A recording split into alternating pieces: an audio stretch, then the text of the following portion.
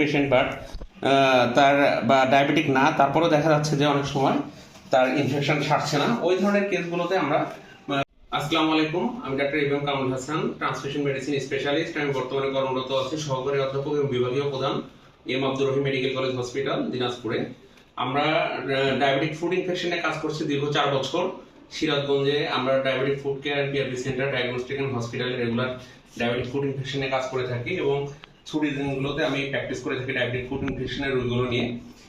আর আমরা এখানে বেসিক্যালি কাজ করছি পিআরপি থেরাপি নিয়ে। যে কেসগুলোতে দেখা যাচ্ছে যে পায়ের ইনফেকশন নিয়ে রোগীরা আসে বা বিভিন্ন ধরনের ডায়াবেটিকের রোগী অথবা নন হিলিং আনসার, যেগুলো কিছু কিছু পেশেন্ট আছে ডায়াবেটিক পিআরপি দিয়ে থাকে, দেখা যায় যে খুব ভালো একটা রেসপন্স পায়। জাস্ট এরকম একটা যে এই ধরনের কেসগুলো কিন্তু আমাদের আমরা খুব বেশি দেখে থাকি। আমরা খেয়াল করে দেখছি এর আগে যখন আমরা একটা এখান থেকে জার্নাল বের করেছিলাম 186টা পেশেন্টের উপরে, তখন দেখেছি যে আমাদের ডায়াবেটিক ফুড ইনফেকশন বা পায়ের যে ইনফেকশন গুলো বেসিক্যালি কিন্তু এই গ্রেড টোতে হয়ে থাকে, এবং এটাও খেয়াল করে দেখেছে যে পাম পায়ে হয়।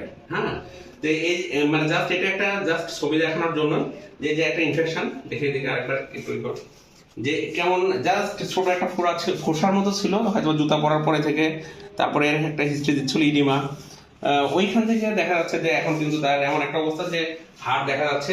হয়তো বা এটা এমন একটা ডিসিশন হতে পারে যে আমরা অ্যাম্পুটেশনে যেতে পারি বা যেতে হবে, এরকম একটা কথা ছিল এক সময় যে পায়ে ইনফেকশন মানে অ্যাম্পুটেশন বা পা কেটে ফেলতে হবে।